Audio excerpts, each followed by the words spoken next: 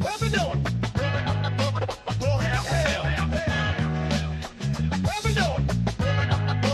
Go have hell. They left the girl in Central Mecca, fine as could be. She'd been taken as a prisoner, was no longer free, but she was bringing to a God that caused her pain to cease. In the year of 632 AD, she was taken by Moham, head of the military, taking slaves and killing all those who would not believe. And still that pretty girl wondered as she served his tea if her freedom was a feeling that she'd ever retrieve. But she never lost hope that she'd one day be freed from Mohammed's sin and violence and terrible greed. So God came to her with everything that she needed, and he said the way to freedom is a poisonous feed. So then the very next day, as Mo returned from a raid, he was checking out a button, no attention was paid. And so she fed him with the deadly secret deal she had made, and it hit him in the stomach like a holy grenade. Mohammed suddenly came to terrible pain as he realized he was gonna pay in full for his shame. The girl, she ran past him, calling out the name of the one who she had prayed to, who had saved the day. He was the Holy One, the Blessed Son of Yahweh, the King of Kings on earth, and Jesus Christ was his name. What we doing? Go have hell. Go have hell. Go have hell. So he left the girl in the Son of Yahweh, the King of Kings on earth, and Jesus Christ was his name. What we doing? Go have hell.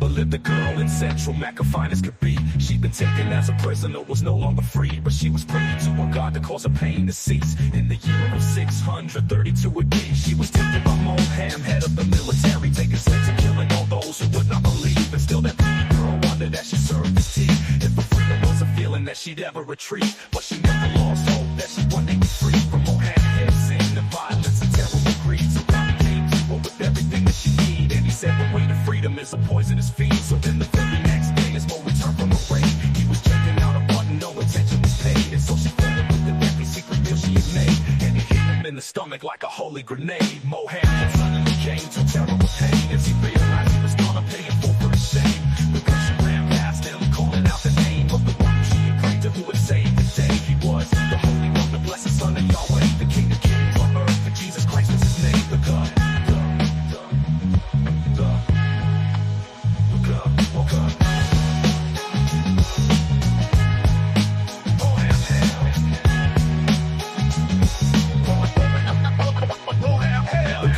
Suddenly came to terrible pain as he realized he was gonna pay in full for his shame.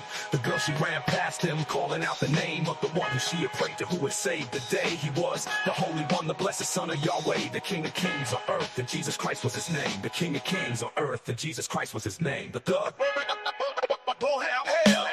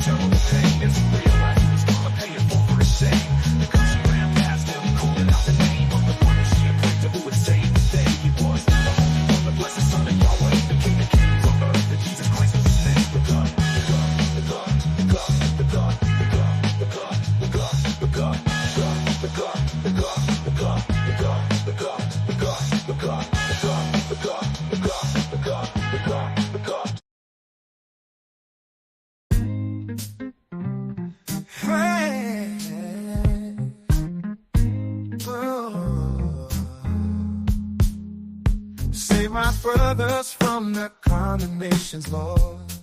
Lord, take my brothers from their false gods' twisted word. Make my brothers anew in the image of your love. Save my brothers with your healing from above. Victory over evil, over false doctrines will be yours. History will reveal the plots and treachery of these Moors. Mysteries that only cover their eyes will be demolished, and the source of the trickeries Allah will be admonished. Yeah, yeah. The time has come for them tonight. Yeah, yeah. The gospel of Jesus will be in them. It's right. It's an epic struggle for the hearts and souls. The gospel of Jesus, His holy truth will be told. The false ones, they are quick to anger and quick to retreat. As it says in the holy book, Satan tries to trick you in three, but he cannot sustain his attacks on humanity, because the only weapon he can use is in his vanity. Save my brothers from their condemnations, Lord. Lord, take my brothers from their false gods' twisted words. Make all my brothers feel refreshed and renewed. Save my brothers, oh Lord, I stand with you in truth. And then my time has come for them tonight. Yeah, yeah. The gospel of Jesus will be in them. It's right. It's an epic struggle for the hearts and souls. The gospel of Jesus, His holy truth will be told. The false ones, they are quick to anger and quick to retreat. As it says in the holy book, Satan tries to trick you in threes, but he cannot sustain his attacks on humanity, because the only weapon he can use is in his vanity. Save my brothers, I say, amen.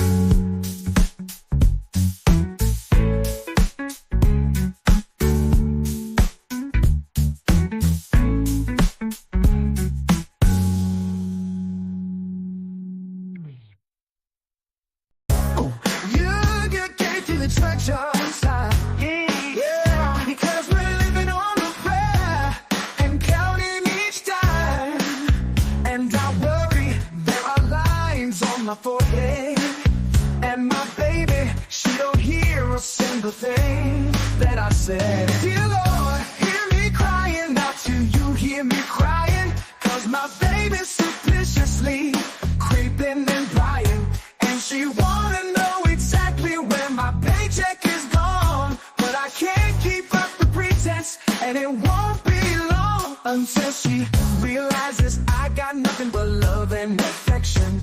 And I know she is deserving of something much better. So please, before she realizes that I'm broke, oh, will you get me to the church on time?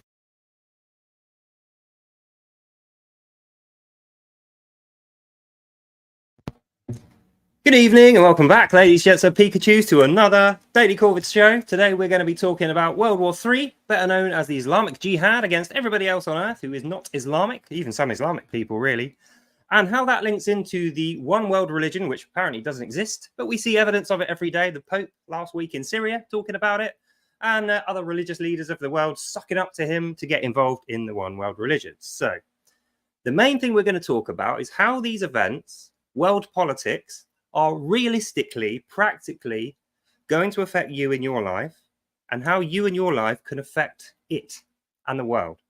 So obviously we're going to have a scriptural base here, but I want to speak practically. This is going to be like a tips session, if you like. This is how we should behave and the things we should do in order to safeguard ourselves and our loved ones and push out the threat which is clearly put upon us, which we cannot avoid. These things are definitely going to happen. So I want to start off by saying time grows ever shorter. So I've been warning of these things for a good few years now.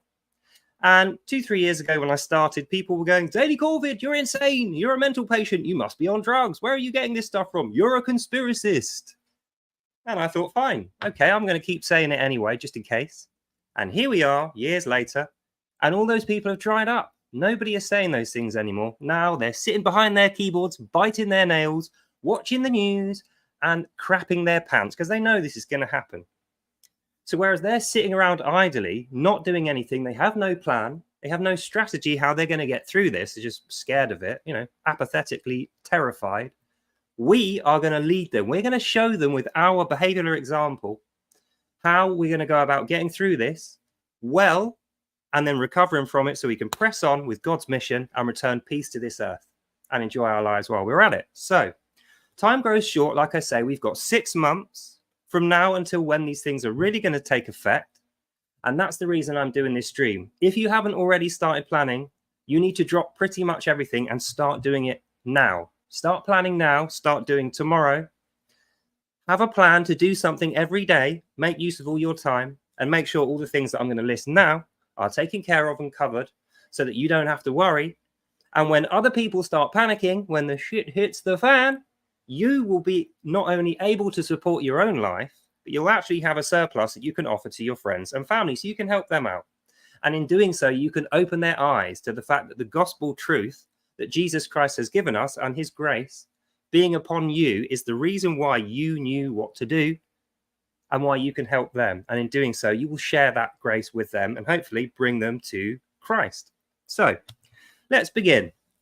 So the first thing we need to remember is people think they're very intelligent. Okay, that just goes for everybody. Everyone thinks they're smarter than they really are.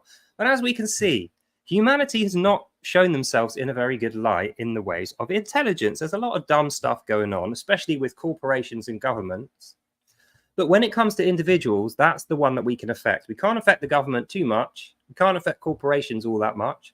We can have a say in people's lives through what we say to them.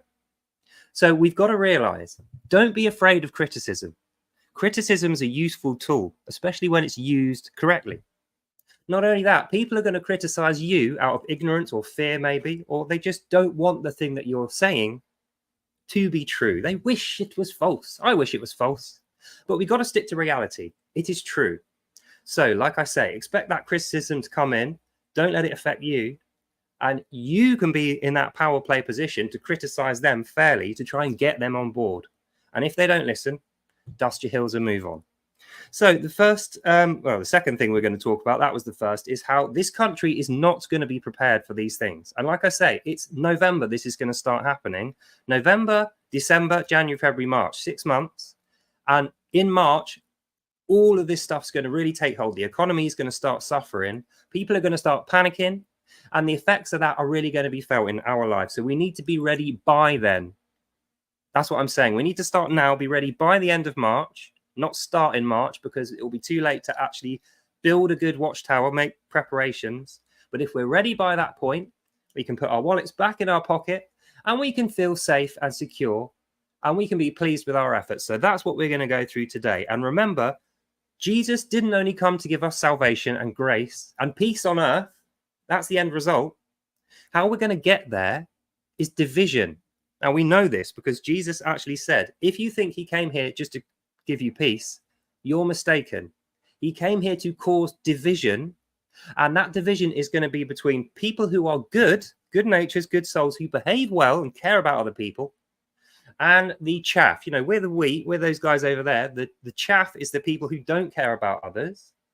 They're just interested in themselves. They have no belief in anything, and they're living for me now. They don't care about tomorrow. They don't care about you.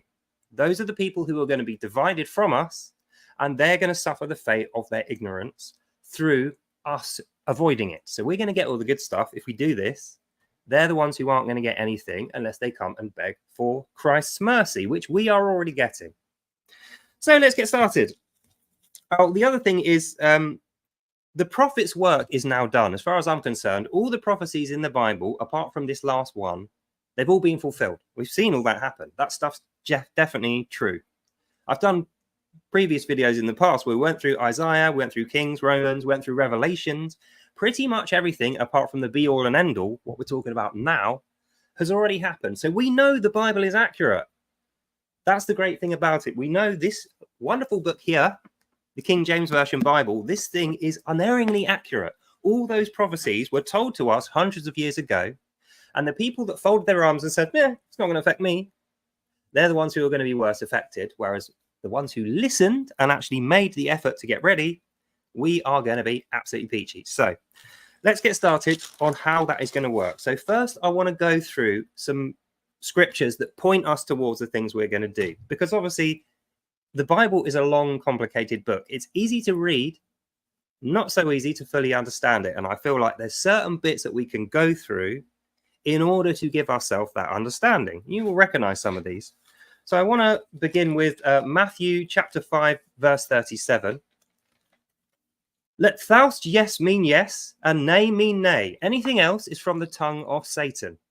So this is a pretty clear indication that now we're in the prophecy era, we have to start being honest with each other. Yes must mean yes. No must mean no. If yes means no, or no means yes, that is from Satan. That's what Jesus is telling us here. So even when we're speaking to people who we might not have wanted to volunteer truths to, when the doo-doo hits the fan, I've got to try and stop swearing. When the proverbial hits the fan and everyone starts panicking, crime goes up, the economy starts crashing, and food is not on people's tables, they'll be stealing from each other, they'll be attacking each other, robbing shops. They'll be trying to catch up with that loss that they will be feeling. No money, no food, and no safety. So when that happens, you, as a soldier of God, that's what we're going to be. We are the current day preachers. We're the prophets and saints, if you like, of today when we're doing this. Even when these people deserve it, we cannot lie to them. We have to stay with Christ's vision for how this peace is going to occur. So even when these guys are panicking and they're not helping the cause, they're not the enemy. These aren't the jihadis we're talking about. They're people that live in your country, your neighbors, who just fall to temptation of sin. You know, they want to steal from you, lie to you. We have to be honest with them, even when that is a hard thing to do. You know, when the truth is difficult for them to hear or for you to say, you have to make sure yes means yes, no means no. Anything else is from Satan. It's very important that you do that. For instance, like I was saying about criticism, if someone is behaving badly, and usually you wouldn't bother to say, you know, maybe you're a bit intimidated by their ferocity, their bad temper, or, you know, you're just trying to be polite. The time for that courtesy is long gone. Now, if you see someone acting in an evil spirit or just falling to the temptation of sin, you are the guy or the woman. You have to tell them.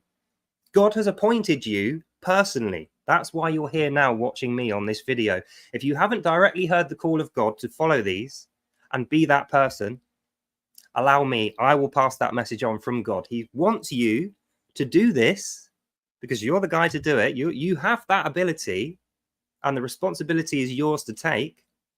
And like I say, you wouldn't be here watching this video if that didn't appeal to you and if it wasn't important to you to lead your brothers and sisters through this difficult time. Because we're going to need as many leaders as we can get. And clearly, the template for leader in this country and many others is not very good. So we have to reset what leading is and what leader means.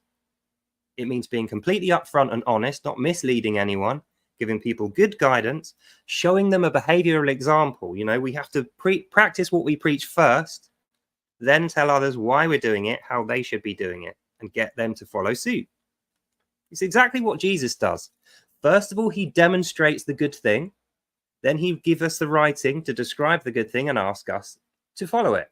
That's why we're so good and such effective Christians. We've got the Bible and we've got Christ's life. So, moving on. 1 Corinthians 9, chapter 9, verse 27. I disciplined my body and I keep control of it, lest having preached to others, I become a hypocrite. Now, I love this verse. This is saying, now that we're in this hard time, money's going to be tight. We have to be disciplined. Okay, we know the economy is going to crash when this jihad happens. It's already started. When it comes here, in fact, I'll explain it to you like this. The shipping routes that this country uses to get goods in, the export goods coming here, most of it comes here on boats, you know, ships. Some of it comes in via air. The shipping routes that they're currently using to keep prices low are where the wars are going to happen. So those routes are going to be closed off by the end of March. What that means is longer routes, more fuel, better security needed, which is more expensive, less cargo per ship or per plane for, you know, the sake of if you lose it, you're not going to lose so much.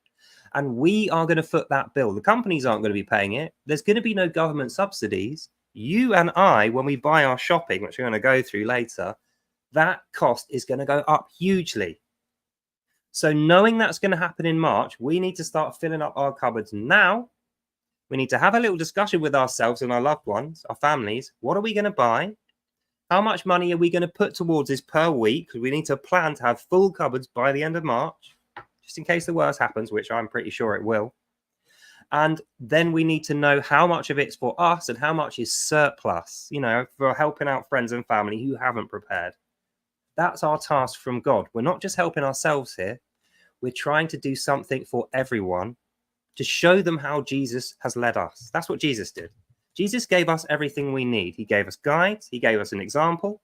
He gives us free salvation and grace. All we've got to do is believe that that's there, recognize that it's the real thing, and we get it. Now it's payback time. We can show the Lord what we're made of, that we are made in his image. We can save this world. And it starts at home. Make sure you've got stuff for yourself and you've got spares, if possible, surplus that you can give to others in charity. And my brothers and sisters, when you do that, not only will Jesus be happy, you will feel great about that. When you see panic, when you see poverty arriving in your country, nobody's going to have expected it. And nobody's going to expect that little you and your family are suddenly a player, because you can not only keep yourself and not panic, the ones who really need that charity, they're going to be coming to you for it, and you will provide. You can even give them a Bible. Like, that's what I've done. I've got a box of cheap Bibles, KJVs, in my other room. When these prices start going up, nobody's going to have spare money to buy Bibles. And there might be lockdowns. There might be other reasons why people can't go out, or it's not safe to travel. So they won't be able to go to their church. Churches will be shut. They won't be able to get a free Bible from the Gideons. Maybe the post will be down. They won't be able to order one. So I have got a box of Bibles to give away for anyone who needs or wants one. That's part of the charity that I'm going to offer, which God gave to me. I got a Bible for free when I was homeless. I didn't even want one. And I've still got it today. That's where I got these verses from. So anyway, moving on, we've got Matthew 25, verse number 3. This is very important to what I was just saying. The wise man stores food and healing oils, but the fool gulps everything down to nothing. Now, it's very easy to say, I'm going to go out today and I'm going to spend like £200 on food and then eat it over the next week. And then you've just spent £200. You haven't done anything. So like I say, be prepared for this. I'm going to keep saying it. This is 100% happening. It's already started to happen. The media have lied to us. The government aren't saying anything because it will affect them. They don't care about us. They care about themselves. But we know this is going to happen. And what Jesus is telling us here is the wise, us, if we do this, we will be wise in the eyes of Jesus, store food and healing oils. Now, I'm going to go through some stuff before we carry on. This is what I advise you should fill up your cupboards with. So the first thing is, even though you probably won't need it, hopefully you won't need it, get one of these, a filter mask, so that if there's another lockdown, you don't have to wear the silly little paper things that don't work. You'll actually have something that works. And if the absolute worst happens, which I really hope doesn't, but if military action comes here, or these idiot jihadis start letting off gas in the street, or, chemicals and stuff, which they are happy to use, we know this. This is going to be the thing you want to wear when you have to leave the house. So get one of those. It's like £20-30, quite expensive, but it's worth every single penny. The other thing you need to consider is when communications go down, and we know the Iranians do this, they test these technologies in their own country, they kill their internet and then put it back up, just as a test. When the internet goes down, think about the services you will lose access to. Now, again, people are going to say, that'll never happen. I'm completely complacent and confident that will never happen. If it does, they're going to be screwed. You want to be the wise. So make sure food, healing oils, ways to make sure you have a steady supply of these things. And that means communications. So don't rely on the internet for communications. Get yourself a spare phone. Don't get this one. Xiaomi, it's Redmi. Redmi Note 10. This is actually a Chinese-owned company. And what I realized is the way I got hacked last time was through a vulnerability in the software. So don't get this. And the other one I had was a Blackview, which is a very rugged phone. This is also now owned by China, so don't get that one. What I would suggest to you is very cheap, not internet-connected phones like this one. Like, look how cool that is. It's a tiny little thing. This was £15 with a SIM card, and it came with £10 of credit. Keep it in a drawer, and this will be your spare phone. So if your other one goes down, you've got a different network SIM card with credit on there, and it will just tide you over. So you can communicate. You can call to order things or trade items, or just make sure your family are okay. So that's the first thing. And then we go through some of the other stuff you're going to need. So toilet rolls. Now, people don't realize toilet rolls are not manufactured in this country. They're just not. There's factories that make toilet rolls, but the pieces, the actual stuff, the pulp that they use, and they put detergent and bleaches through it to make it white. The cardboard roller comes from trees from Brazil. Everything that goes into making this loo roll and keeping its price down happens abroad. Guess where that is happening? It's in countries where the shipping lanes are going to have to go through contested waters. So once again, this is going to be a thing that isn't available quite as easily. And the cost is going to skyrocket. And believe you me, you don't want to be running out of toilet roll, especially when you're crapping your pants because the jihad's on. So make sure if you're going to fill up your cupboards, don't skip on the toiletries, toothpaste, soap, shampoo, this kind of stuff. And you won't go far wrong. And like, it's a bit embarrassing. I've got a massive box full of different loo rolls in there. I'm like the loo roll king. If you're like, oh, so many loo rolls, it's unbelievable. But that's not the only thing you need to consider. Like, I use a vape, right? Where is it? Quit smoking, quit drugs and drink. So I got this little vape machine. And like I say, I've got a pallet full of these. I've got different vapes as well. This is another thing. Because I thought about this and I thought other people use vapes. So I'm not willing to store tobacco. I'm not going to sell that or give that to people. But vapes, I've got 3 different kinds. So if this one goes under or decides they're not going to sell to this country, if there's an embargo, for instance, if that country supports the Muslims in the jihad and they put an embargo on non-jihad countries, they stop selling to us, go for other countries' products and then you'll still be able to get those.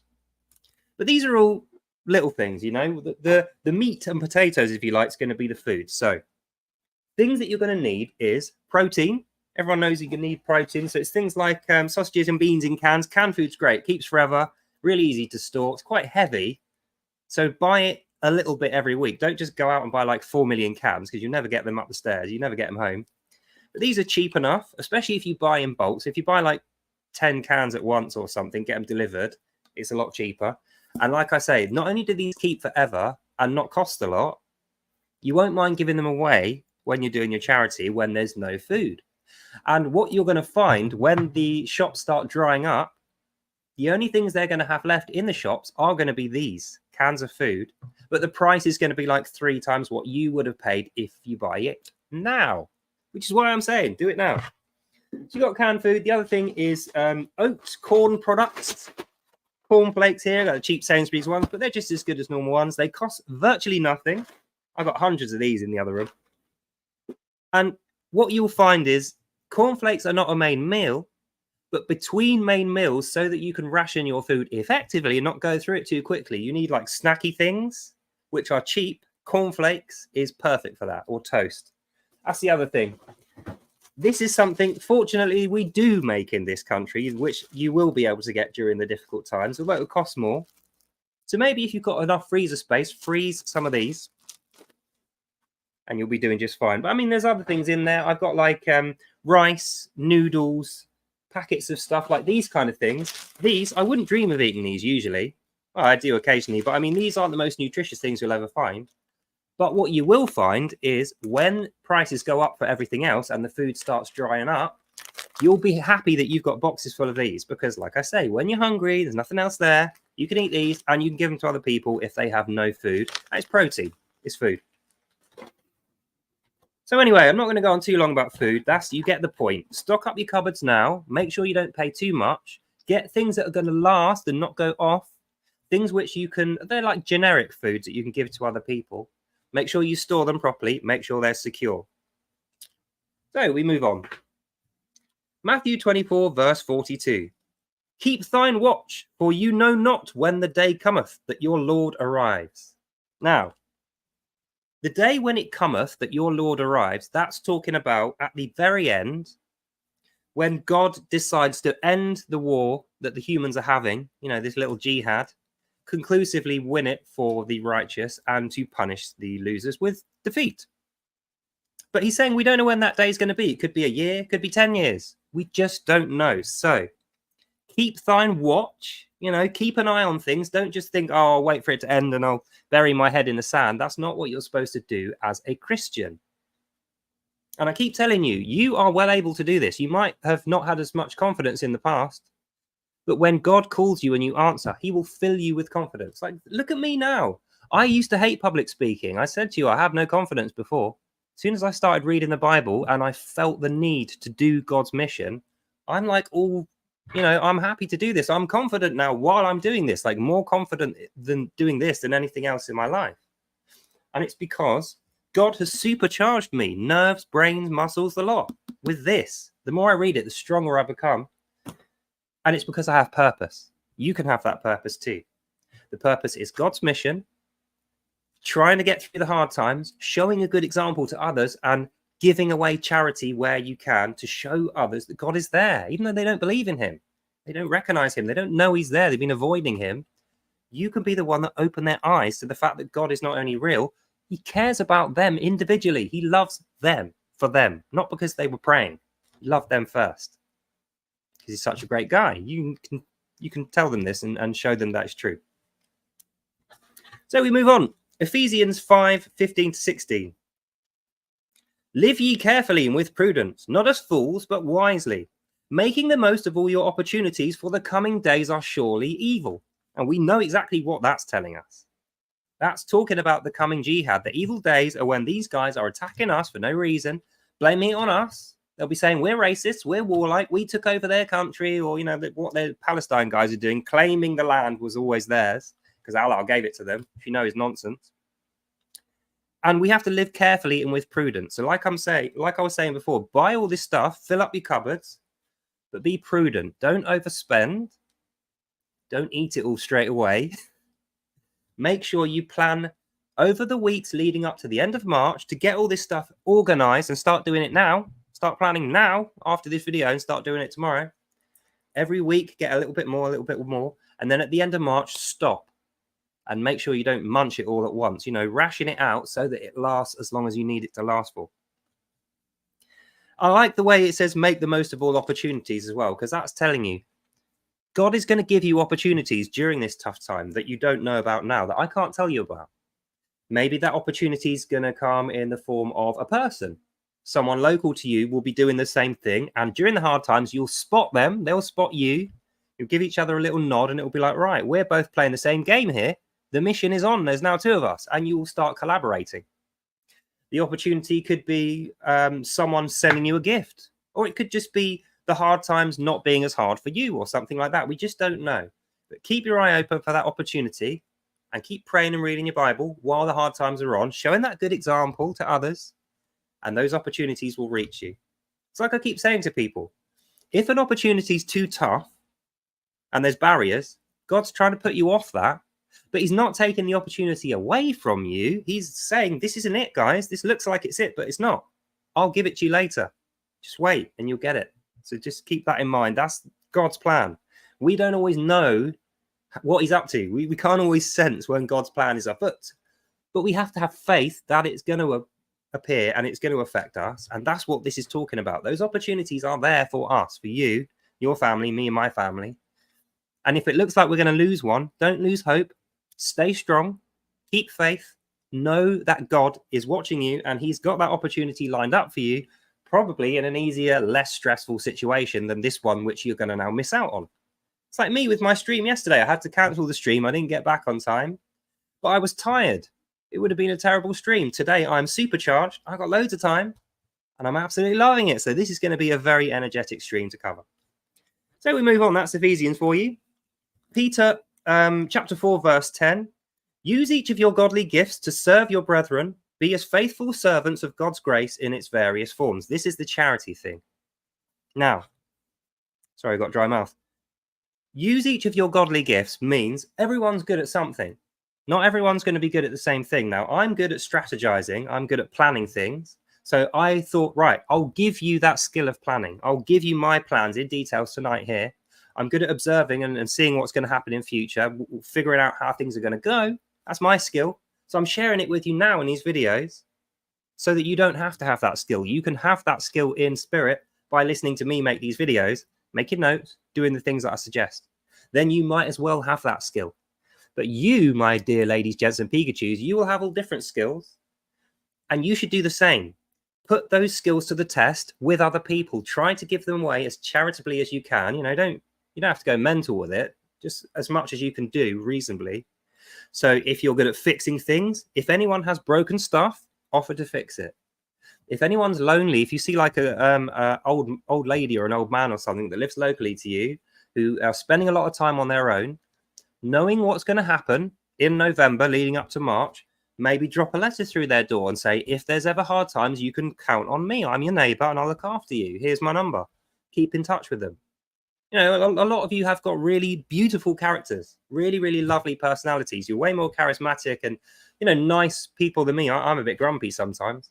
So if that's your skill, if you are one of those lovely, caring, charitable people, which I know some of you are, put that to use for God's grace. You can bring God's grace to people who are lonely, who need that. And in doing so, you will renew their faith in God that they probably never even recognized that they had. Everyone has really deep down. I mean, I look at it like this. Anyone who's ever looked up at the sky and said, please, God, let a thing happen when they said they didn't believe in God, where's that coming from? How about when they get a jump scare and they go, Jesus? Where's that coming from? They can't answer. They say it's not because they have any faith. Their heart has got faith. You can be the guy to open their eyes to that, or the girl to open their eyes to that through doing this. So use your gifts and try and be as charitable as you can, even to the people who don't seem to be grateful or deserving. Remember, we're not deserving of the grace we're getting. And most of the time, we're not grateful. So we have to treat others like that. It's the example that Jesus has given us. So we want to be Christ-like. We need to be doing that. So we move on. Oh, one of my favorite ones. James chapter 3, verse 6. Thy tongue is a burning fire, an evil device upon the body. It can corrupt the whole body towards the control of Satan and be found in the fires of hell. Now, I'm making this more dramatic than it's written, but you get the point of that. Thy tongue is an evil fire means when there's stress, i.e. in November to March and then beyond, people tend to get rather gobby. And the initial reaction, you know, your immediate reaction to someone gobbing off to you is to give them a sarcastic comeback, you know, bat it back to them. It's like verbal tennis, isn't it? Bat it back to them. No, don't do that. Your tongue is made of fire. You will set fire to that person and they will lose all sensibility and they will become bad. And you would have encouraged them to do that. And the fire might well burn back towards you. So you'll be caught aflame by the flame that you started with your evil tongue. That's what this is saying. So be nice and graceful to people. Like I say, criticize people fairly when you need to, and don't be afraid of people criticizing you. You don't even need to answer it. I should have said that before. When people criticize you, what they're trying to do is get a reaction out of you.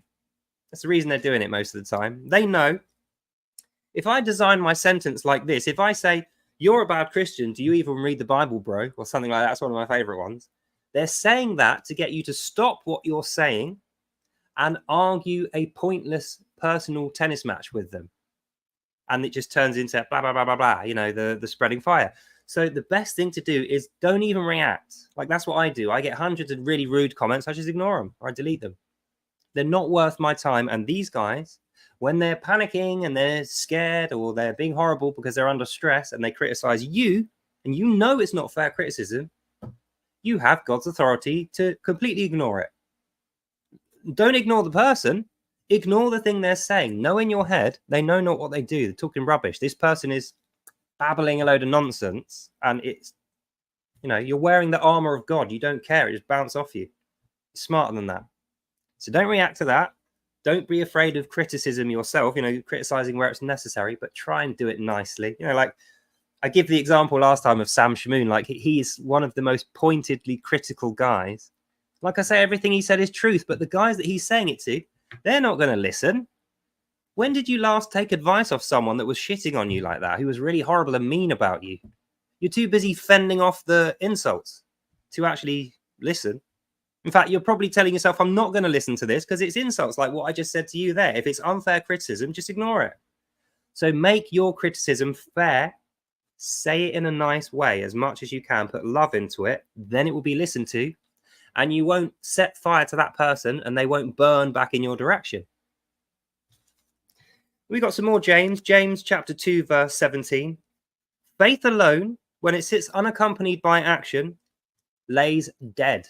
Now, lots of people are going to have a view on this, but I'll tell you what I think this means. Various different interpretations out there, but the one I think it means, faith alone, when it's unaccompanied by action, lays dead, means There's no point saying the right things, claiming that you have a belief, that you believe in God's mission, if you don't accompany that with actions. Actions are the manifestation of your faith. In the same way that we say, oh yeah, someone's controlled by Satan, they will manifest bad behaviors. If you are influenced by Jesus, you will manifest good behaviors. That's the actions he's talking about, right? And like I was saying, you got plenty of talent. Some of you are really nice, caring people. Manifest that nice action, approaching people who are lonely, giving charity to those who need it, being prepared now for when that happens in March, or it's going to start in November, but you're going to have to be ready by the end of March. And everyone who's not ready, i.e. the old lady down the street who lives on her own, she's going to know that she can count on you because you sent her a letter, action. You built up a store with a surplus, action. And you are visibly doing okay when everyone else is panicking and losing their heads, action. That's how you prove your faith. And people will see you and they'll actually say to themselves, even if they have no faith, they'll look at your success during the tough times and they'll go, how is he doing that? And then they'll think, oh, it might be the God thing that he keeps talking about. And it will be. It's God's wisdom out of the Bible that we're talking about now. You were called personally by God to do this. That's why you're here. Not only did you hear that call, think about it, believe it, you did something about it.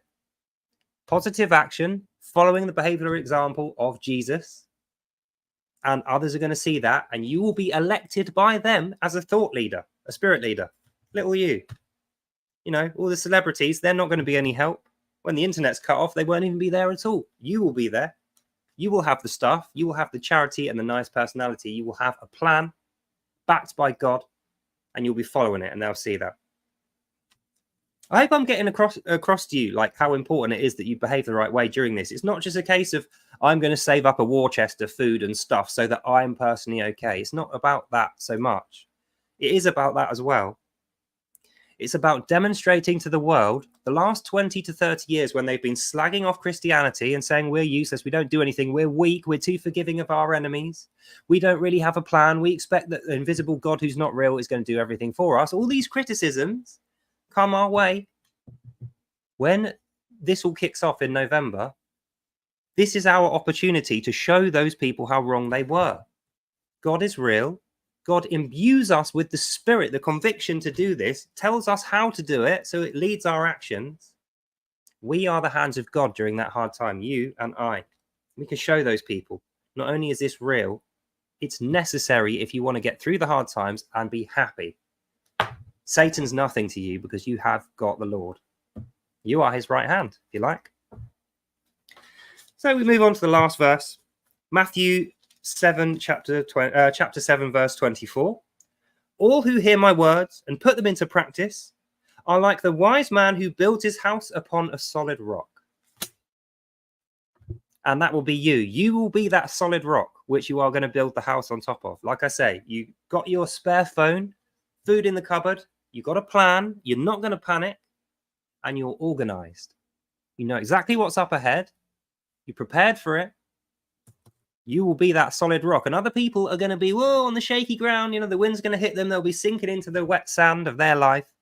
And they're going to be making towards you because you will be visibly solid.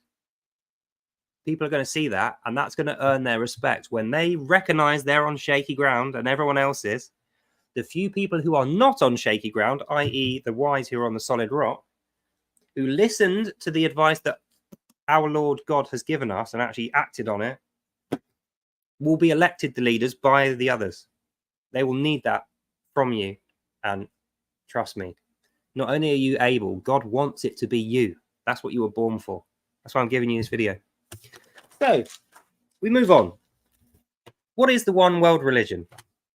What's the link to the Pope and his falsity last week in Syria? So the one world religion is what they call it when all the gods get molded into like one kind of amorphous blob god.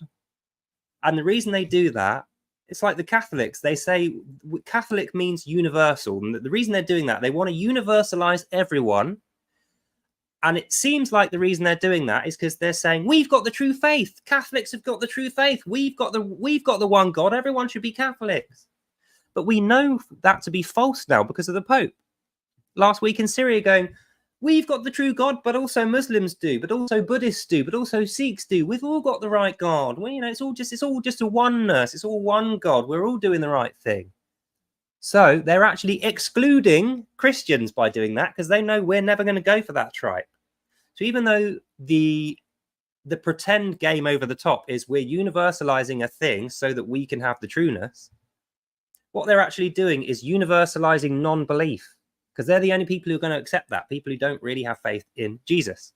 People that know Jesus personally, pray to him, have his grace now, we're not going to go for a oneness, and that means we're excluded. So universality, the one world government and the one world religion, is making an enemy of us, true believers, by way of the trickery of saying we're a oneness, we accept all the gods. They're trying to collect everybody into this big mass of people, and then the people outside of it, they're going to say you're sinners, you're bad, we're going to make an example of you, you're not going to get our grace and our benefits, the Pope's going to kick you out, effectively, you're not going to get God.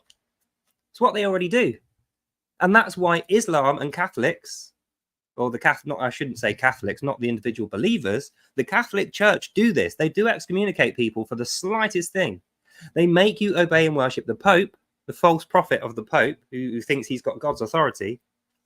And Islam is just the same. They will kick you out, punish you for doing the slightest disobedience or having a thought that's your own, not following the straight way, the orders given to you by Allah. And that's everybody. That's why they say Buddhists, Sikhs, Hindus, Hare Krishnas, all these weird groups, Islam and Catholicism, one world religion. That's why they're doing that. They're not interested in being united, apart from united in their servitude to Allah, who is Satan. The real goal is to make enemies of us. And that's why it's important we know this.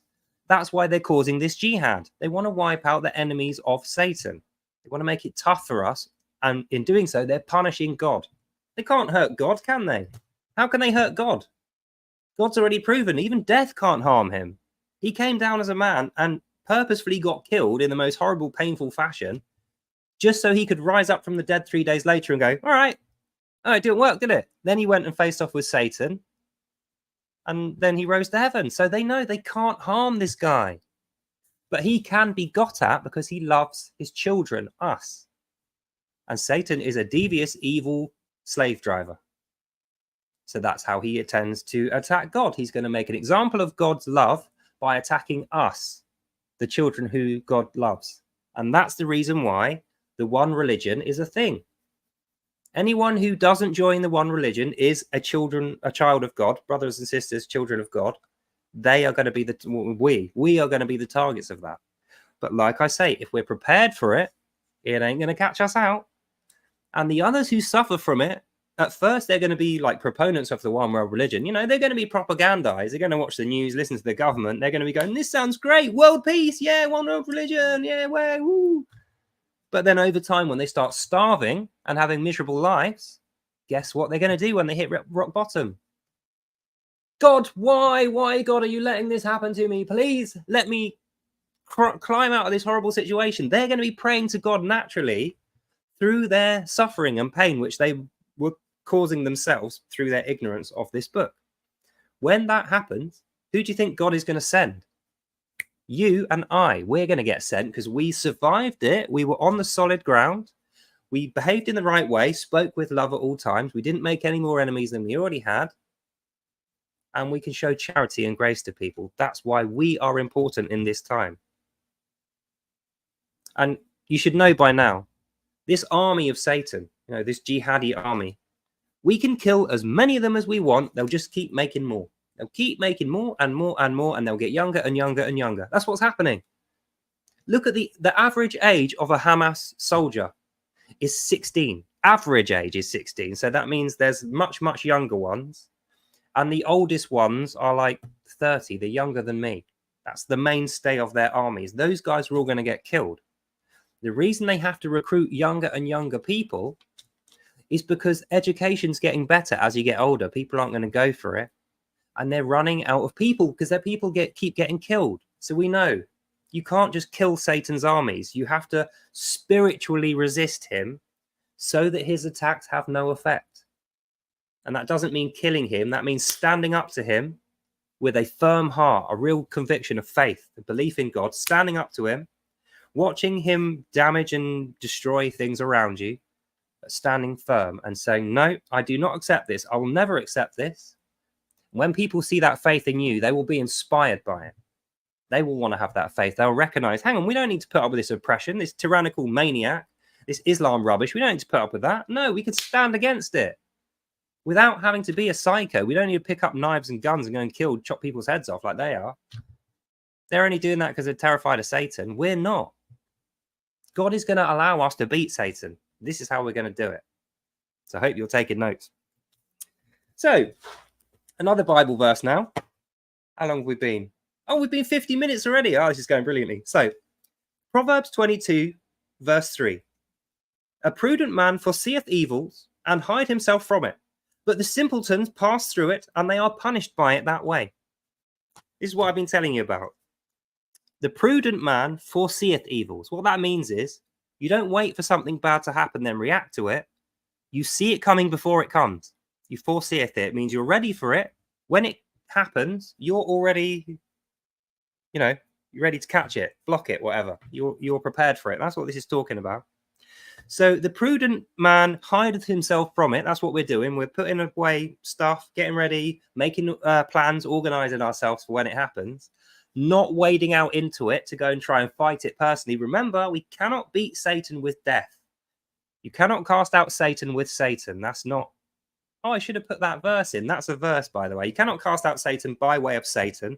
So that means when death comes for you, you can't kill it. It won't work.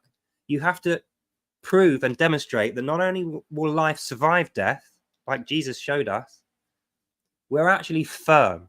We're not going to be afraid of these guys. But some of us will die. Some people will die. Some people have already died. We've seen loads and loads of really unfortunate, sad cases of death and murder from jihadis. But we have to stand firm and realize we're not afraid of that. They are afraid of life. That's the reason they get like that. We have to demonstrate to them life is the better option, jihadis. And this is how you should live. We know, not just because we have this book here which describes it, because we have Jesus who gave us that. Jesus was there first. We recognize him without knowing the Bible. He was the one that leads us to the Bible. See, that's the problem with some Catholics as well, but mostly Muslims. Muslims think of Christianity, they think, oh, we worship a book. This is like what they do. They can't breathe or live without their Quran, even though they don't read it. That's their whole religion, is the Quran. Christianity is about us and our relationship with God, personal. Like I met Jesus when I was out in the wilderness as an atheist. He physically came to me in the flesh here on this planet. Muslims can't understand that. It's like Jesus actually says, when the darkness comes, it sees the light and it cannot comprehend it. It gets enraged. And that's exactly what I saw. When I try and tell people, no, this isn't like, this is not just a miracle that was only for me. My one was only for me.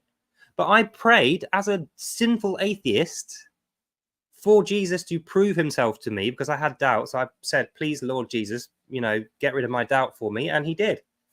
There's absolutely no reason why anyone else couldn't do that exact same thing. Go to him with a heart of truth and sincerity. Really want it to be solved one way or the other. If he appears to me, it's true. If he doesn't, fine, he's not. No trickeries, no cameras. This is just for you. If you do that, he will come to you. He will prove himself to you. But they just can't understand this because they think religion is just a book. A book can't do that, can it? And that's how the Quran works. There is no Allah at the end of the Quran. There's only Satan. Satan can't come here and do that. Satan has to possess their minds with brainwashing. Jesus can sit here right now if he wants and speak to you through me.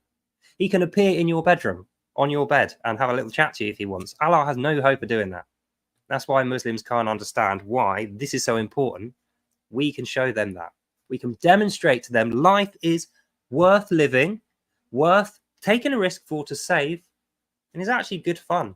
You live it in the right way. Even when these maniacs are trying to kill us, doing this jihad, we're not going to be deterred. We're going to be encouraged. We're going to be inspired by this. You and I, my friends, brothers, sisters, and Pikachus, we're going to show them what we're made of. And what we're made of is God. We came in his image. We're doing his mission. not because we're slaves like Muslims are to Allah. We choose it. And that's why we're so strong in our faith, and why I think you are going to be amazing when you go out into the community, like I was saying with the old lady, and you really show people this is the nature of Christianity. It's not a book. It's me working in the Spirit of Christ. I am giving you Christ's grace through reading you the Bible, giving you a Bible, and demonstrating it to you and believing it myself. It's not just a token. It's physically belief that is going to be acted out. So we know we've had plenty of warnings and prep time up to now, but we've only got 6 months left now. So after you've listened to this video, depending on how late it is, make plans for tomorrow. And what I would suggest that you do is work out how much you can afford maximum to spend on supplies, building up food, clothing, toiletries, medicines, these kind of things, masks, little extra things, phone, spare phone. How much money can you possibly afford every week or every month? Write down a list. Here's how much money I've got until the end of March to spend, and make sure you spend it. Spend it wisely. Make sure the stuff you buy is all in date when you receive it. Look through it. Don't just chuck it in a box. Make sure it's all good stuff that's worth storing. Organize a space in your house for it. Label all the boxes, organize it. And that will be you getting ready and putting the guidance of God into your actions. And you'll be absolutely ready for anything.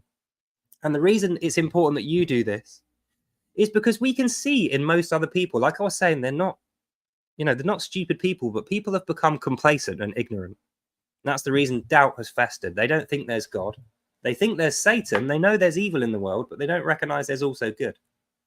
And that means they are short-sighted, blinded by fear. And that's why they're not doing this.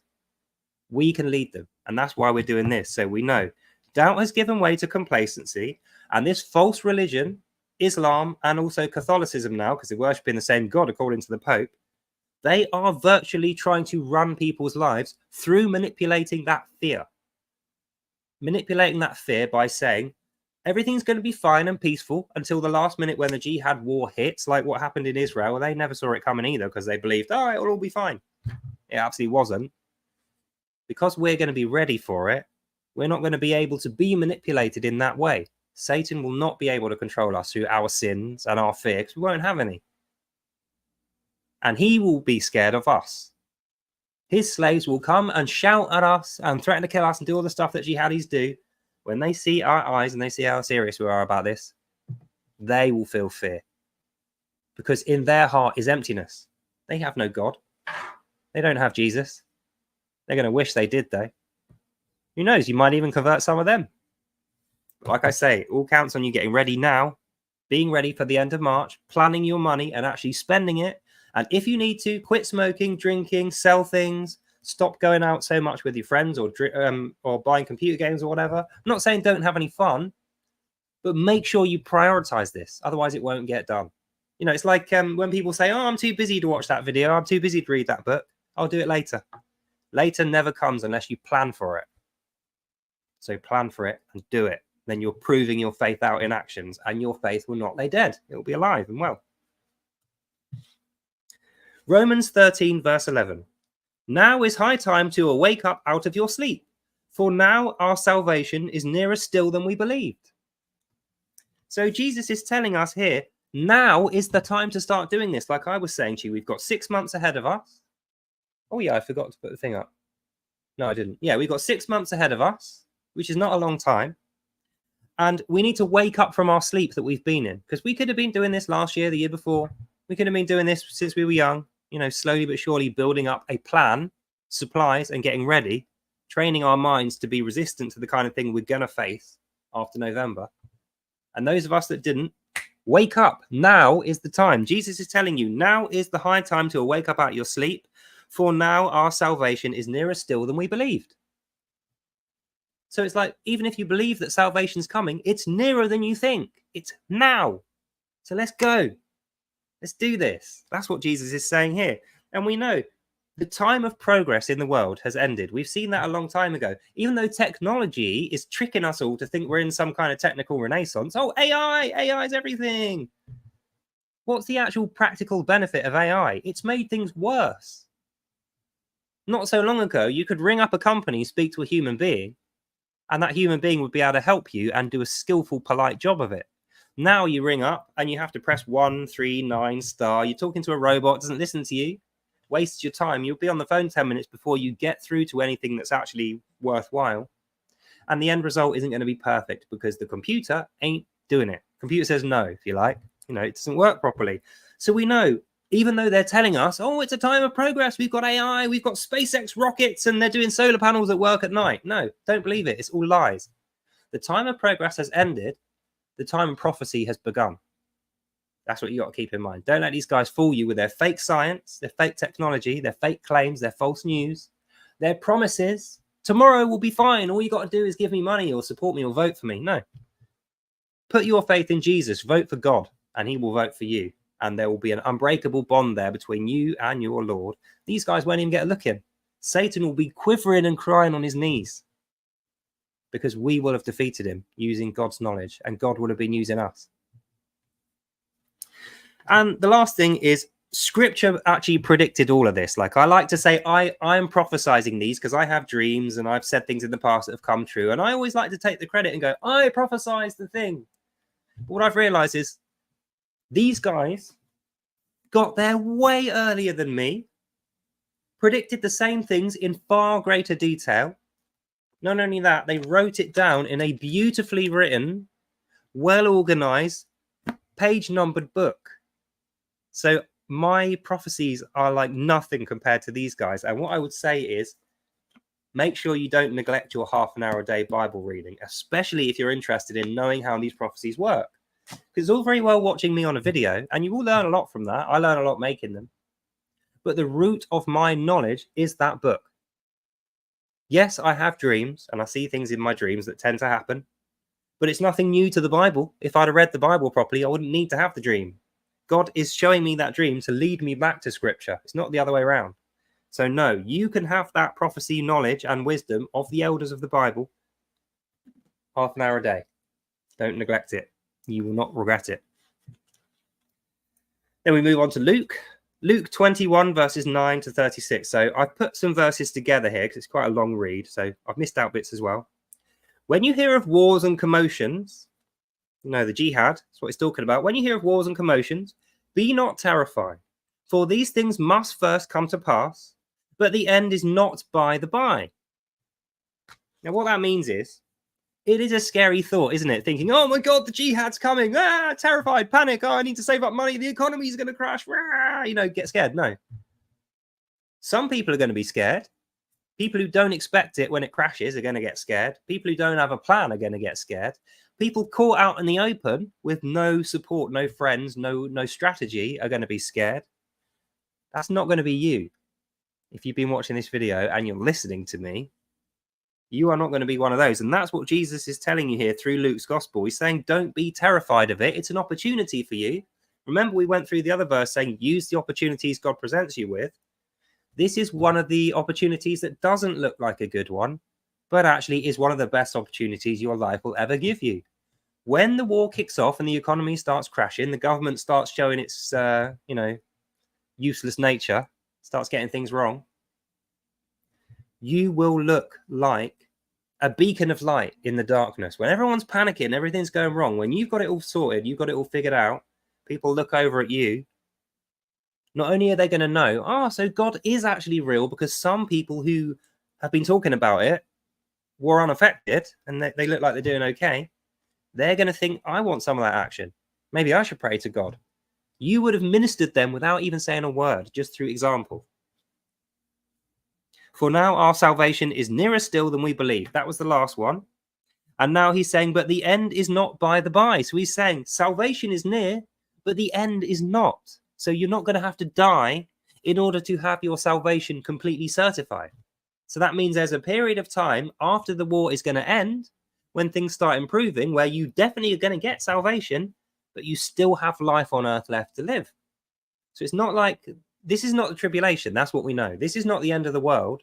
This is Satan trying to trick you into thinking it's the end of the world so that you throw all your plans out the window and live vicariously, pray to the one world religion in hopes that it will save you.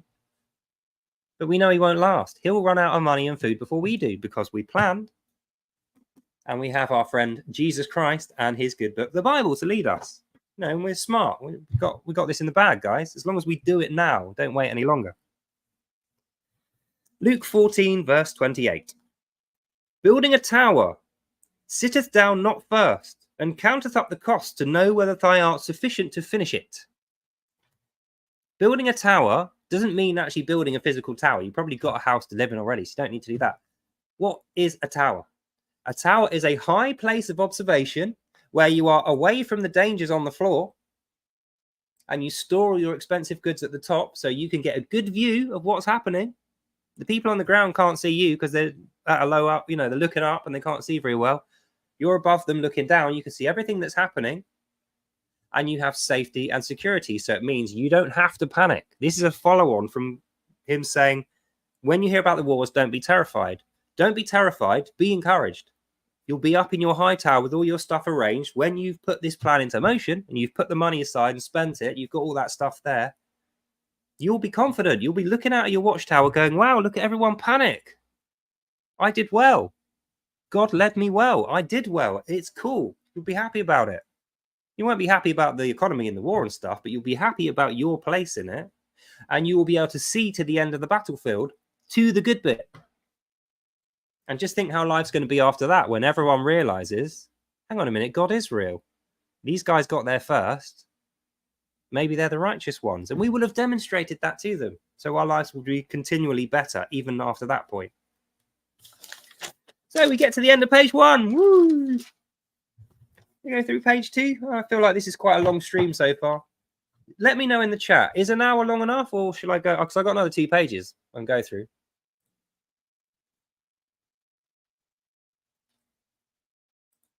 Yeah, all right. I'll carry on then. So, page 2. Being sufficient in Christ, building a tower. That's what we're going to focus on the detail of, because we went through tower, high observation, safety, confidence, all the rest of it. And we want to be confident.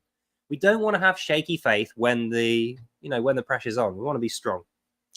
So we look to 2 Timothy chapter 2, verse 15. He's going to tell us how that works. And he's saying here, do what we're doing now. That's what this is going to say. Study to show thyself approved unto God, as a workman that needeth not to be ashamed, and rightly divide the truthful word of the Lord, or the word of truth. So what's that saying? Study to show yourself approved unto God. Do this, what you're doing now. Read the Bible, watch these videos, think about it, make the plan, put it into action, offer the charity, be faithful, build your confidence, really have conviction in your survival and your proliferation. If you're wheat, yes, you're going to get chopped down by this and you're going to hit the dirt, but you will grow into more wheat. That's the nature of God's word in you. You're going to grow from this. You're not going to be damaged by it. You're actually going to grow from it. Whereas the chaff are going to get blown away in the wind. They're not going to grow anything. So that's what 2 Timothy is telling us. Study, read Bible, watch videos, plan, to show thyself approved unto God. That's saying, I'm ready to go now, God. Carry on with your plan. I'm ready, do the whatever you're going to do, because I'm not afraid now. I've got myself ready and I trust you. That's what being approved to God is. As a workman that needeth not to be ashamed. So it's like the work has been completed now, and you're a workman that's not ashamed. Now think about that. Why would you be not ashamed when the work's finished? It's because you did some of that work. You put your back into it. You did everything you could do. You didn't stop to mess about. You didn't slack off. You did a good job. You did a good job for Lord Jesus. You did the mission properly. You got ready as best you can. And now you are offering charities. That's what this means. Study, act, be as that workman who needeth not be ashamed, because you'll be pleased with yourself. You did a good job, and you'll be like, I'm not, if anything bad happens, I'm really sorry that it happened to you, but it's not me. I tried to tell you. I did everything I could to show you the way. I built up enough supplies to share with you if you had come along, but you didn't, and you didn't want to. I did everything I can. I'm not ashamed. You be ashamed. You're the one that completely ignored God. You didn't read the Bible. You didn't get ready. I tried to tell you. You weren't going to listen. Let that be an example to everyone else. That's why you won't be ashamed, because you'll be saying, well, this guy's an example to the wise. This is what would have happened had we ignored God, like that guy did. And the reason why he's going to continue to suffer, he's still ignoring God. He wants to go and join Satan for some reason. I did what I could. God bless him. So we know, become sufficient, not overly so. Don't become too self-sufficient that you start being ignorant of other people's needs and not charitable. Be charitable, but be in that position where you've got everything you need, you've got your plan going, and people are going to be looking over at you and going, how is he doing this? This is amazing. Like, look at that guy go. Look at them go. Everyone else is panicking in poverty and scared shitless. He's fine. He's actually doing better than he was last year. How is this? I just don't get it. And they'll know it's God. You have your relationship with God. That's led you to do that. And that will mean you can study the word of truth, this Bible, with them. When they finally come around and they're asking you, how did you know this was going to happen? When everyone else was telling you it was wrong. When everyone else was filling your head with doubt, calling you names, criticizing you, saying you were stupid or deluded or on drugs or just mad or a conspiracy theorist, how did you know? How did you find the faith to go against that when everybody was telling you? You can say, I don't have faith in men. I have faith in God, the guy who gave me this book. And then you can read through it with them. Right. Here's where it says do this and that and the other, and you can break it down for them. That will be your ministry. And they'll be happy to hear it at that point. I'm telling you. It's exactly what happened to me. I hit rock bottom. I had Jesus preach to me personally, and I was more than happy to hear it. And now I'm thinking that is what we have to do. The guys who have no faith, they're going to be the ones who feel the most fear, have the least amount of planning, give us the most gobby back chat. We're going to have to love them the most, even though they don't deserve it. And through doing that, we can demonstrate Christ's grace. We can be doing that. You and I, little me, little you. I mean, when you think about that, that's little you, just a random person, and me, random person, sitting here talking like this. We are going to become the instruments of an omnipotent, divine, creative God, personally. Then we're going to meet him after we die and eat at the same table. And the stories we're going to have to tell are happening now. So that's what I mean about it's an opportunity. Don't be afraid of this. This is your life story. You want to make the most of this while it happens. So organize your construction, your watchtower, your stuff. Make sure you study. Most of all, don't lose your way. It's easy to get, I did this when I first started doing it. It's easy to get too involved in the whole studying Bible, building up your resources, and you start being a bit of a doomy person, like, oh, the end is nigh kind of thing. No, it's not going to be the end. It's not tribulation. It's just tough times. Other people are going to see it as the end. They're going to think the world is going to end. We know better. So not only are we going to be ready, we're going to be knowledgeable, we're going to be charitable, we are going to enjoy some of this. We're going to enjoy our time as best we can. We're still alive. We still got our health. We've still got the opportunity to express our freedom. Like, many people in the world don't realize they have that. Like Muslims, they don't recognize they've got free will. They believe in determinism. They think God's written their plan and it's just a matter of fact of them going through it. They can't do anything about it. Little do they know, real God gives them freedom. It's to be enjoyed. Now, we're not here forever. Even we might live to 100, but then we'll die, go to heaven, and it's not going to be here anymore. So we want to make the most of our time, enjoy it as much as we can, even though this is going on. Then we move on to 1 Timothy 4, verse 12. Let no man despise thy youth, but be thou an example of the believers in word, conversation, in spirit, faith, and also purity. Now, it's fairly obvious what the beginning of this means. Let no man despise thy youth. So what it means is the stupid, ignorant people who aren't going to get ready, who are going to be panicking and terrified and going to want you to feed them, even though they're not going to be grateful and they don't believe in God. That's the youth. It's kind of it's an analogy, it's a metaphor. Youth is people who are young of spirit, like they haven't experienced enough of life to understand that God is real and there and have that relationship going. You have. So it's not saying you have to be old and they have to be young. Youthful in spirit means they're just inexperienced in the ways of life. Don't despise them for it, because you were like that as well at one point. Be thou an example of belief to them. Like I'm saying, show them, put your best foot forward, show them how good it is to be a believer of Jesus Christ, to have that grace, have that wisdom, and to actually live it, how much you can enjoy yourself, even during a hard time, and how much better you can make your life and other people's, and everyone will be a winner. Show them that example, and they will grow up The maturity of God's wisdom will reach them. They will no longer be a youth who people might despise. They'll probably become really loving, and they will, you will earn their respect and they will earn yours. So why does he particularly say in word, conversation, spirit, faith, and purity? Why is he saying 5 things that we need to example? We need to show an example to the youths of these 5 things. So the reason he's saying word and conversation, even though they sound the same, is actually slightly different. In the word means this. Show them an example of this. Practice what you preach and make sure you do it in the right way. I.e., don't do the Eucharist or any weird like pagan magical rituals. Don't use magic to turn bread into a second Christ body and then eat it and feel like you're making your own salvation by doing that magic spell. That's not the right way. Jesus is the bread of salvation for you, meaning if you believe in him and you follow his word, you'll get that salvation. It doesn't mean you have to physically eat him.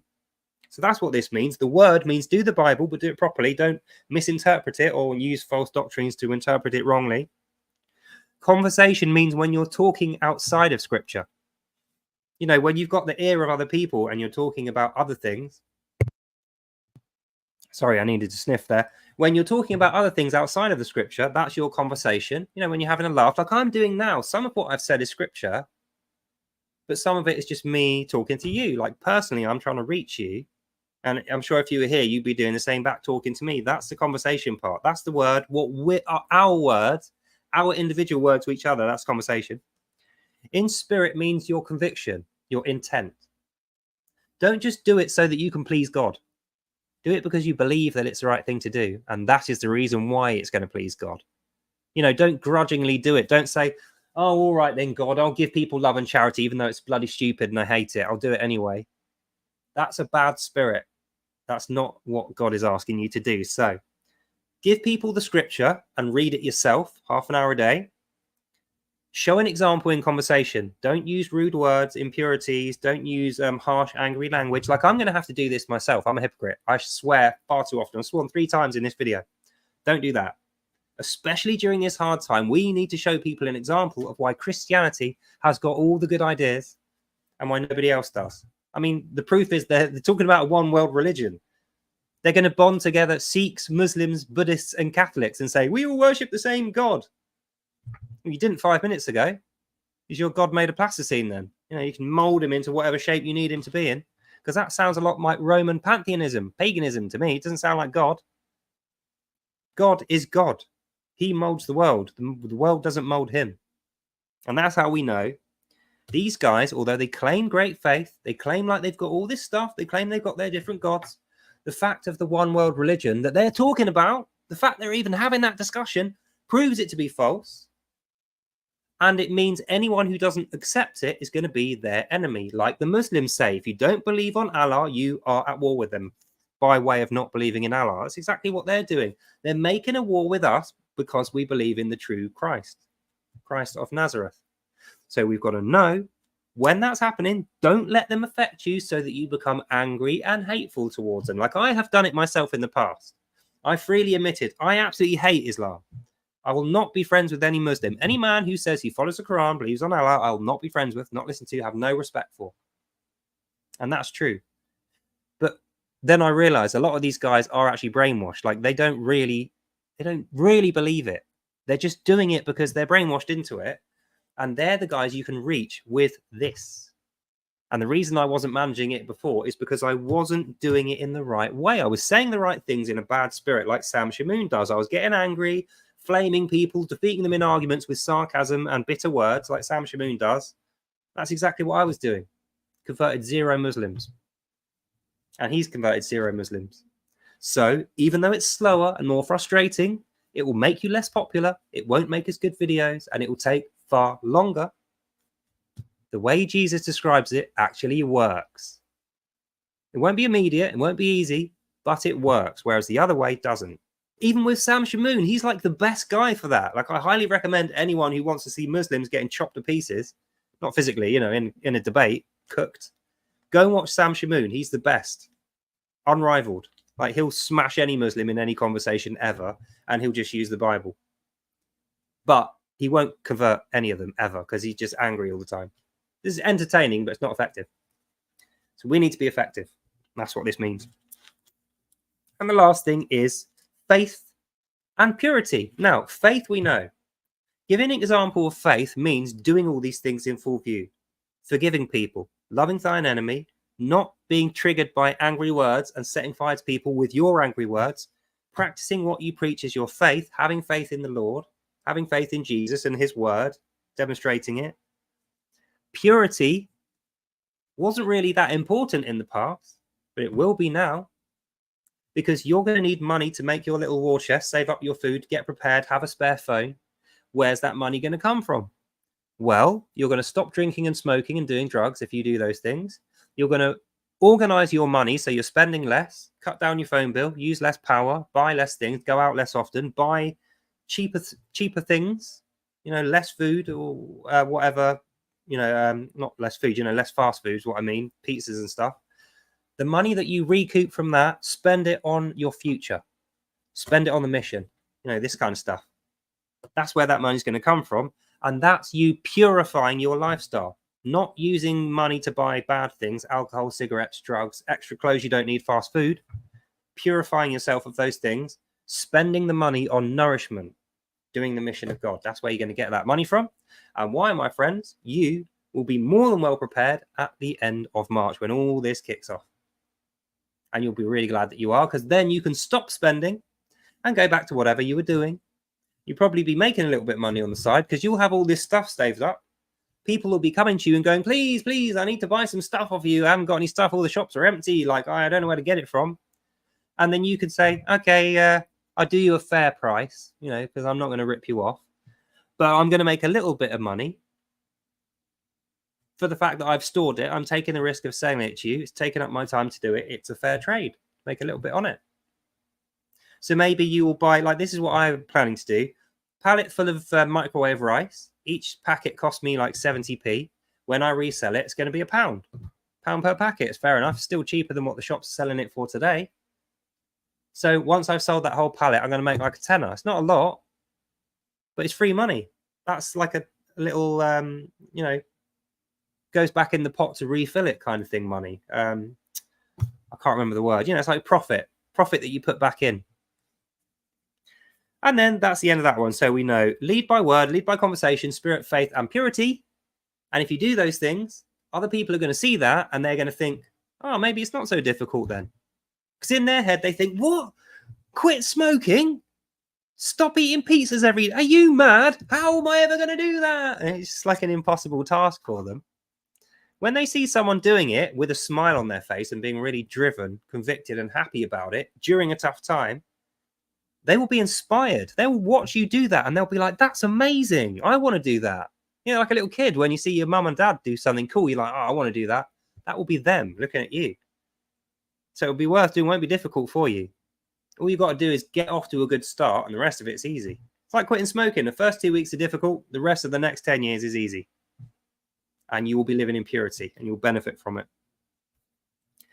So the conclusion of page 2 now, oh my good God, 1 minute 24. So the conclusion of page 2 is James 4 verse 4 summarizes it perfectly. Adulterers and adulteresses know that a friend to all the world is an enemy of God. We know if you are one of these one world religion people, I want to join all the religions. We're friends with all our enemies. It's fake. It's false. No one's friends with their enemies. Catholics and Muslims don't like each other. They're pretending they do. The Pope is kissing a Quran and kissing all the imams and saying, we all worship the same God. We've got a friendship tunnel. He'll quickly change his mind when they flood in through that tunnel with AK-47s, threatening to cut his head off, which is what they will do. Maybe he's got a little platoon of Maltese guards down there. Maybe he's planning to do the same. Who knows? But we know for a fact these are adulterers and adulteresses. And because they claim to be a friend of the whole world, no, we've got no enemies. We're a one world religion of peace, just like the Islam people, religion of peace. They make the same claims. They're an enemy of God. And that means they're our enemy through being an enemy of God, through doing all these evil actions. And they're going to suffer for it.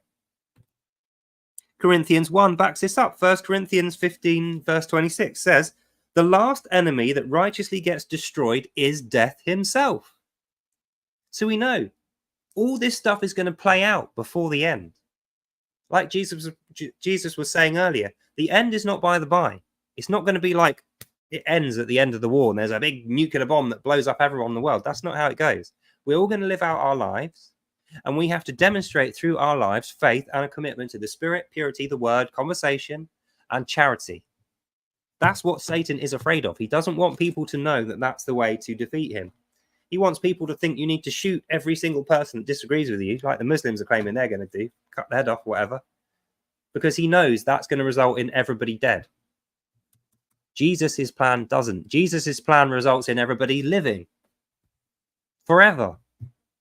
So just keep that in mind. When the chips are down, when the pressure's on, everyone loses their head, you will not. You'll be ready for this, and you will know in your heart, this is right.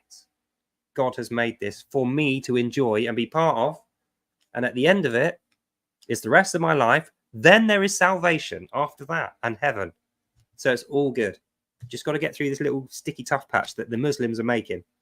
You know, and they've got some allies, like the Houthis are kind of Muslim, but they're not really, you know, they're like a splinter group of Muslims. Then you've got the communists. Communists in China and Russia seem to like having Islamic allies for some reason, even though Islamic people don't particularly like them, but they're allies. And then you've got the one world religion people, Sikhs, Buddhists, Hare Krishnas, all these guys joining the Catholics and Muslims. So why are they pretending that they like each other and being allies with each other when we know they're going to be righteously destroyed for opposing God? Not by us. We're not going to do the destroying. We're going to stand up to them, show them we're not scared of them. God's going to destroy them for us. Then they will know. And finally, 2 John chapter 1, verse 7. Deceivers who say Jesus is not God in the flesh are the Antichrist. So this proves it. Muslims, Catholics, Buddhists, Sikhs, Hindus, Hare Krishnas, all these guys, even if they don't recognize it, by way of saying the Son is not Jesus Christ, who is the Father in the flesh, that's what Jesus Christ's claim is here, are deceivers of themselves and others. When they say Jesus Christ is not the Son of God, the anointed Holy One, who is the divine creator, you know, the one who administrates God's will on earth and is effectively God for us, when they deny that, they're working for the Antichrist, who is Satan. And we know what happens to those guys. It was the same with Hitler. He was so powerful, died in a ditch on his own. What about Saddam Hussein? He was all powerful, then he got shot, died in a ditch. These guys always end up the same way. We will live past them because that is the will of Jesus. Thank the Lord for that. So we're getting near the end now. We'll get to our conclusion. First thing we need to remember, arrogance, hypocrisy, deceit, and denial of Jesus being God born in the flesh is the Antichrist, is the Satan, is not Christianity. So all of those things, you need to be ready to criticize when you see them. You have the authority from God to do that. Don't be scared of it. Do it in the right way. You know, try to avoid the Sam Shamoon thing of over-criticizing and being rude, even though it's funny and it works for you. It gets your side of things done, but it doesn't help the other person. They'll not listen to you. They'll just be upset and they'll go off and nothing will change for them. You just make them sad. Arrogance, hypocrisy, deceit, denial of Jesus. These are things you can cure with charitable, loving words. That's all it takes. 2, Antichrist leads the enemies of God who use false doctrines and lies to invade other countries and the minds of other people. That's how it works. Even though we're going to see bombs and guns and tanks and wars, that's what they use. The real weapon that the Antichrist is using is false doctrines. So we need to be very wary of spotting these false preachers like the Pope, like the imams in Islam, anyone who preaches any kind of false doctrine. And if you need a user guide on how to spot it, is this one here. Like, you can ask me, you can watch my videos, there's plenty of other people. Saint AVS, I keep saying, a fantastic channel, absolutely amazing creator. Saint AVS, watch all his channel content. Then you've got his humble servant, one of my close friends. He's absolutely amazing as well for that. You've got Here I Am, Lord Send Me. Apart from the flat earth stuff, he's pretty solid on the Bible, so you can always ask him. I'd avoid I'm not going to name them because I don't want to embarrass them, but you know who I'm talking about. There's plenty of arrogant guys out there who don't practice what they preach. I would avoid them for the sake of actual guidance. Watch them for entertainment, by all means, I do. But go to the real ones for guidance, not the arrogant ones. 3, people who fail to recognize the agency of Satan, the Antichrist, are also the enemies of God. So even though they don't recognize that's what they are, by way of denying Jesus, denying the gospel, making no plans, they are going to end up being bridled by Satan. They're going to end up slaving for Satan because they weren't prepared. They didn't have God to protect them and guide them. They weren't doing the right things. Satan's going to nab them, and they will end up working for the Antichrist. So they will become our enemy. So keep that in mind. That's why Jesus says, love your enemy. The enemy are slaves of Satan. They might not be willing. And if they are willing, it's because they got brainwashed most of the time. So don't argue with a slave. Don't show the slave your hatred. Reserve it for the master, Satan. Try and show love to your enemy where you can. They're still your enemy. They still stab you in the back if they get the chance. They still steal from you. Still going to give you a false doctrine and criticize your truth. But just remember, you're the one that has the truth. You don't need to be offended by these guys. Certainly don't need to respond to their stupid criticisms. Just let them talk. They're entitled to their opinion. And when there's an opportunity or they ask, give them that living water, that truth that God gave to you, that we're discussing now, in the right way. Don't be a Sam Shamoon and flame everyone to death. Even though it's very impressive, it doesn't convert a sodding person in the world. It just does not work that way. You want to convert them. 4, these people are the last to be destroyed as enemies. So we know from scriptures they're not going to survive doing this. Even though they might think, yeah, we're jihadis, we're going to destroy the world, we've got all the cars, we can do what we want, we're not weak like you Christians, we don't follow all these stupid rules of war, we can use gas and nukes and anything else, you know, we can abduct children and rape them, and we can do whatever we want, is what they say. They're going to be destroyed for doing that. We're not. Just keep that in mind. All the threats that they're going to make, all the demonstrations of pride and arrogance, and angrified egos that they're going to try and display, it's all a self-defense mechanism. They're trying to convince themselves more than you that this is righteous. Allah has led them. In the end, they're dead. They're going to get destroyed by God and punished for each of those things. So we're not the ones that do the punishing, is my point. Just keep an eye on that. Because it's easy to become overly righteous, like I've done this as well, and you think, I'm going to punish this person. God is the one that punishes the sinful, not you. 5, God's guidance is to build towers and to continue to live a Christian lifestyle when the Antichrist is waging this war, which will be in Israel and against Christian nations. We know that from the Bible. So we know from also reading the Quran, Satan's little plan is to build a caliphate in Jerusalem on top of Israel and get rid of all the Jews, you know, wipe out the whole, you know, genocide the Jews effectively is what they want. Build their new city on top of the bones of Jerusalem, and then spread out so that they cover the entire world and give the world back to Allah, his great bounty to the Islamis. That's what he claims anyway. So God's guidance is to get that tower ready. All the stuff we talked about tonight. It's not just me telling you. It's not just common sense telling you. It's not just you thinking that's the right thing to do. God has expressly designed this book to lead you through that particular part of your life. That's what this is all leading up to. So I would suggest, like I say, have a think about it tonight. Get up early tomorrow. Start making a plan.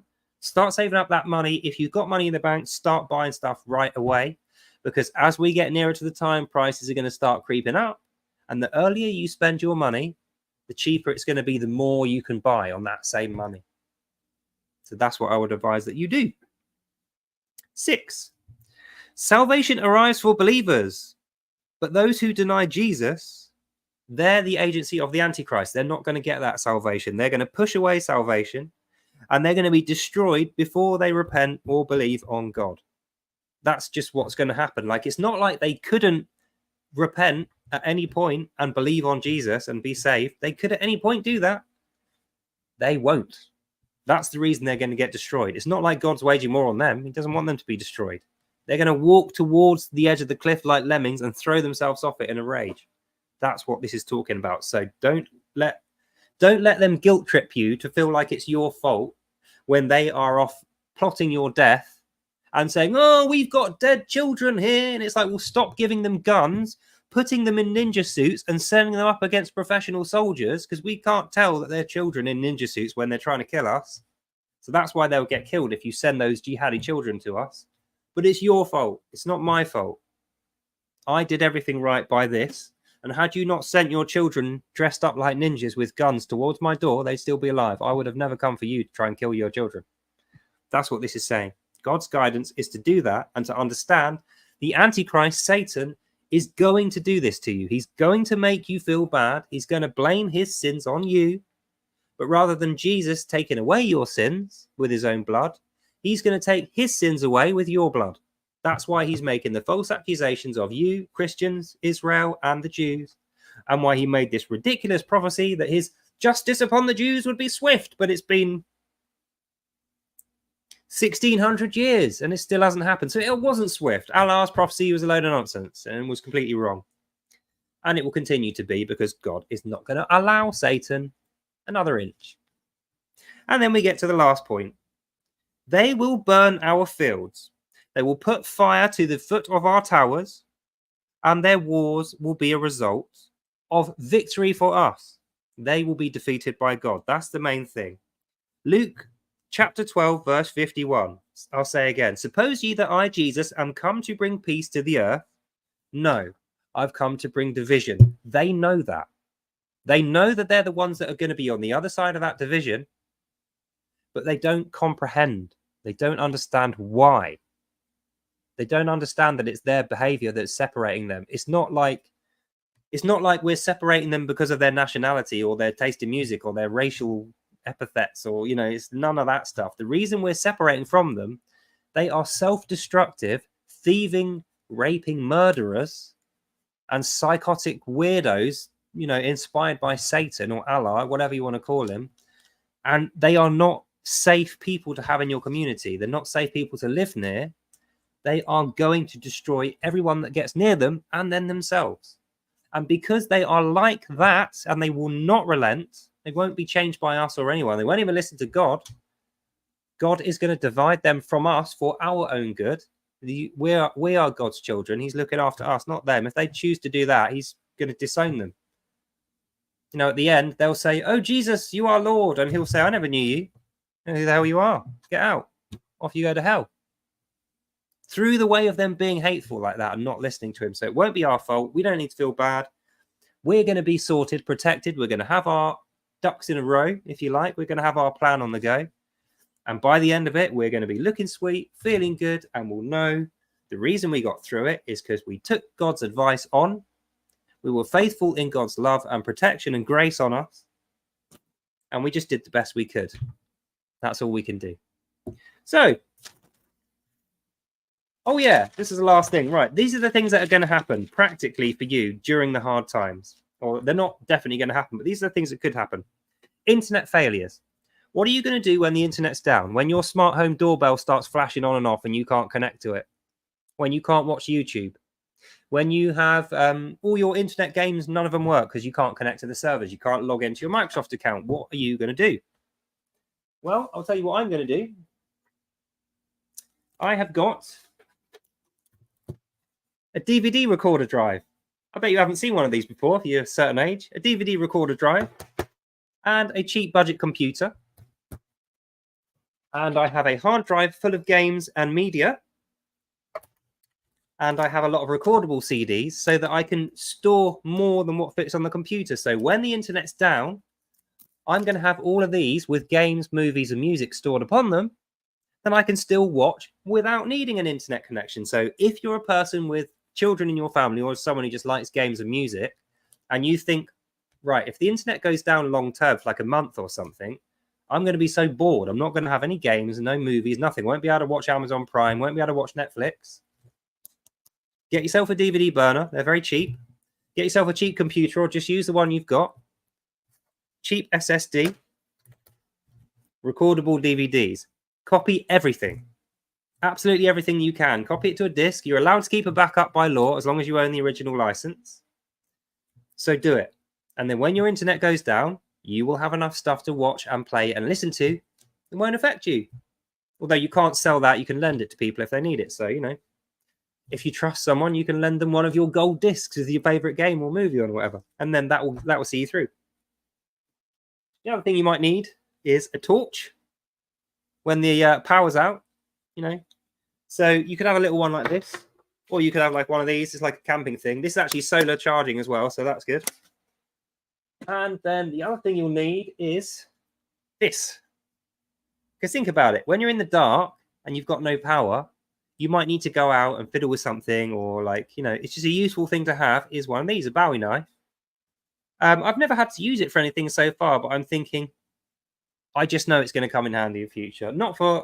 It's not a combat knife, by the way. It's an actual, it's like a tool set knife, sharp. Oh yeah, one last thing is if you've got Chinese equipment and you know what you're doing, you can take the cover off these and look inside, see whether they've got any wireless devices inside. I found in this cheap keyboard, which looks exactly like the one I'm using now, exactly the same as it, but it's just from a Chinese company. It was cheaper. This actually had a wireless receiver inside it. So what it was doing when it was plugged into my computer, it was powering that Wi-Fi and it was scanning people's Wi-Fi networks from my keyboard and then storing all the data and trying to send it back somewhere. So what I would say is definitely try not to get cheap Chinese knockoff computer stuff when you're buying your DVD burner thing, because it's just not trustworthy. Or better still, get one of these, Raspberry Pi 5. That's like 100 quid. Memory card, bang, there you go, 130 quid. That will do absolutely fine for playing music, listening to films, downloading things, storing movies, whatever. And that's pretty much it. So yeah, I think we've gone through all we're going to go through today.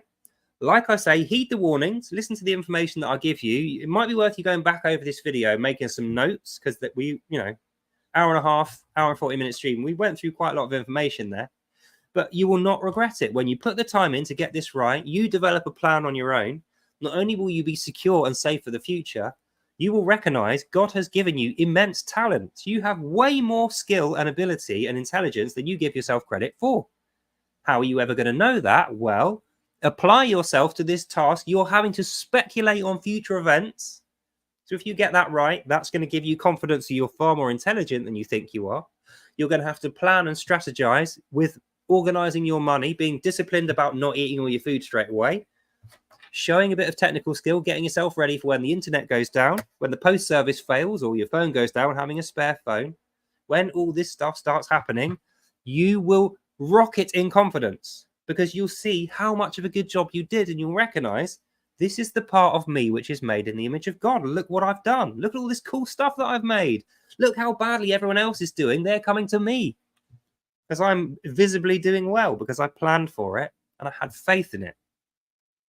So you'll be so happy that you do that. And I really hope that you do take this advice and you get yourself prepared. Because like I say, November, December, January, February, March, boom, March 25th, the shit's going to hit the fan. Anyone who's not ready is going to go, panic, panic, panic, poverty, poverty, poverty. And it ain't going to be much fun for them. They're going to suffer. But it won't be you. It won't be me. It won't be the people we love and care about, because we are going to be ready for this. We're going to put our best foot forward. We're going to show people that God's army, we mean business. And we do. So that's the end of this video. Hope you enjoyed that and you learned something. God bless you all. And I'll see you, lovely people, in the next one. Bye now.